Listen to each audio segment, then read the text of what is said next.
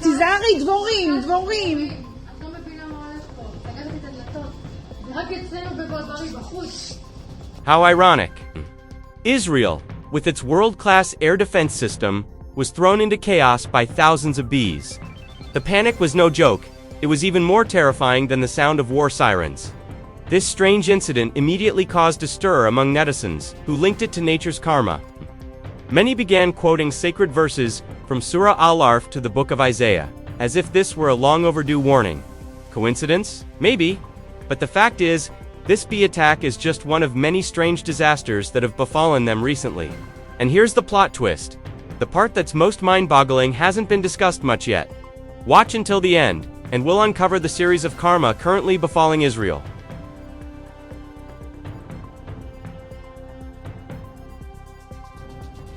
Bee swarms in Israel. The wave of panic was very real. In the city of Netivot, in southern Israel, thousands to tens of thousands of bees suddenly filled the air, clinging to cars and house walls, and even swarming around densely populated neighborhoods. Within minutes, residents going about their daily activities immediately panicked, running to find safe shelter. While local authorities issued warnings to immediately shut doors and windows tightly, there were no war sirens, no explosions, just a massive buzzing sound that was enough to paralyze an entire city instantly. This incident occurred amid a regional situation that was heating up, as Israel remained embroiled in military tensions with Iran and geopolitical pressures continued to rise. Its timing, coinciding with various other crises, lead many people to view this as anything but an ordinary occurrence. Scientifically, large-scale bee attacks can be triggered by habitat disruption, extreme temperature changes, or environmental stress caused by human activity. Forest fires, rapid urbanization, and ecosystem disruption can force bee colonies to relocate and become aggressive. However, in the public sphere, the narrative that emerged went far beyond science. A viral video showing this swarm of bees even caught the attention of American political commentator Candace Owens. She responded briefly and sarcastically, saying she was writing an "I had a dream" speech, as if to imply that the event felt symbolic or laden with hidden meaning. This reaction fueled a wave of speculation, ranging from conspiracy theories to claims of a divine warning. This bee swarm is ultimately not just about insects. It has become a symbol of how natural factors and human actions can converge in a single moment, creating an unexpected crisis. And as patterns begin to emerge, the question is no longer simply, what happened? But why all of this came together almost simultaneously. תיזהרי, דבורים, דבורים. את לא מבינה מה הולך פה. סגרתי את הדלתות. ורק אצלנו בברברי בחוץ. Israel's major floods. The next wave came not from a sky filled with bees, but from unstoppable water. Extreme rainfall that hit various regions of Israel turned into major floods, submerging roads, residential areas, and even shopping centers. Cities such as Yavne, Ashkelon, and Tel Aviv were reportedly paralyzed, with vehicles trapped in the floodwaters and residents having to be evacuated one by rescue teams. In one incident, dozens of people were trapped in their cars, while others were found dead from hypothermia after being exposed to the cold and water for too long. The disaster peaked as a major storm struck, bringing strong winds, heavy rain, and lightning that triggered explosions in the electrical infrastructure.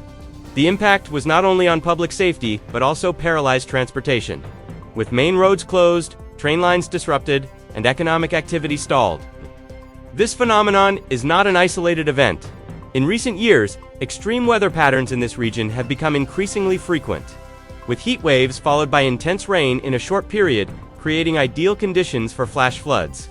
Climate change and environmental exploitation have exacerbated the situation, overwhelming the city's drainage systems and infrastructure.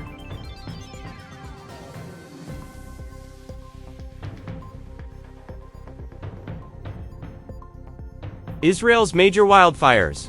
Forests turned against us.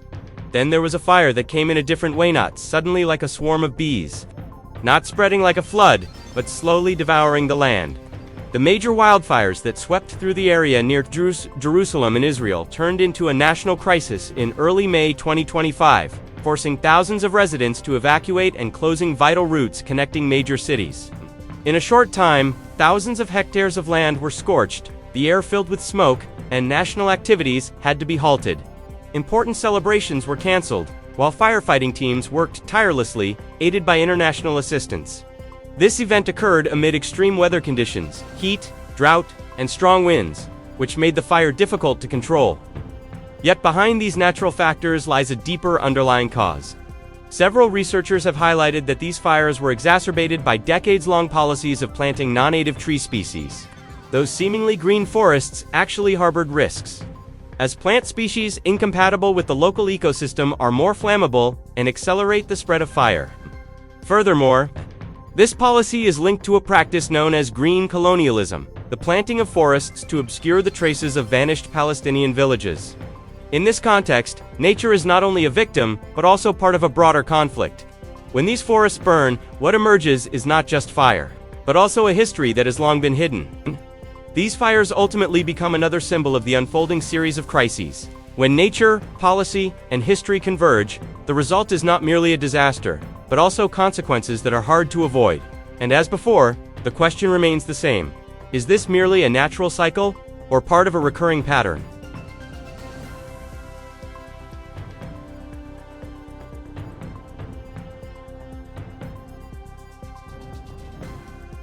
The threat of earthquakes. The next warning sign is an earthquake. The tremors may feel small, but the message is significant. In the first few weeks of 2026, the areas around the Dead Sea and Tiberias in Israel were shaken by earthquakes measuring 4.2 and 3.7 on the magnitude scale. They caused no damage. It was a major earthquake that claimed no lives, but it was enough to set off alarm bells among scientists and government officials. For experts, this was not just an ordinary earthquake, but a reminder that this region sits atop an active fault line that harbors the potential for far greater disasters. This zone is part of the Great Rift Valley, a long fault line that has a history of major earthquakes spanning hundreds of years. Its cycle is fairly well documented. A major earthquake exceeding magnitude 6 occurs roughly once every century. The last one took place in 1927. This means, mathematically speaking, the region has entered its next waiting period. The small tremors, occurring recently, are often seen as early warning signs, a natural signal that energy within the Earth is shifting. Looking back, this pattern is nothing new. In 2018, more than 100 small tremors were recorded in the same area. Even the impact of the major earthquake in Turkey in 2023 was felt as far as this region. All of this points to one thing: geological pressure continues to accumulate. However, as with previous disasters, the biggest question is not just when, but how prepared we are. The government did immediately convene an emergency meeting following the latest earthquake, involving various high-ranking officials to discuss preparedness. Routine mitigation drills are also said to have been conducted, but amid a series of other crises from bee swarms, floods, to wildfires, doubts have emerged as to whether that preparedness is truly sufficient. A major earthquake hasn't struck yet, but the signs are already there. And as patterns begin to emerge from the sky, the water, the fire, and even from within the earth, the lingering question grows ever stronger. Is all of this merely a series of coincidences, or a warning that continues to be ignored?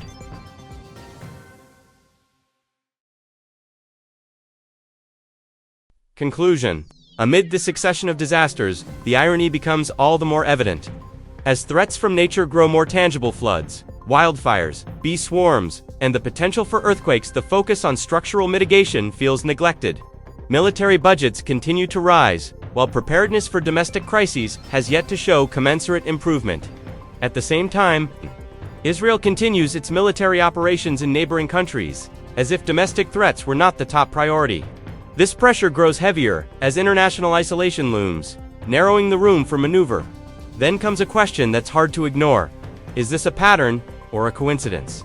Within just 4 months, the conflict with Iran has coincided with massive floods, swarm attacks, wildfires, and an escalating threat of earthquakes. Ultimately, interpretations may vary. Some see this as a warning from nature. Others call it karma. But one thing is undeniable. Israel is now facing pressure from 2 directions simultaneously, from the outside and from within.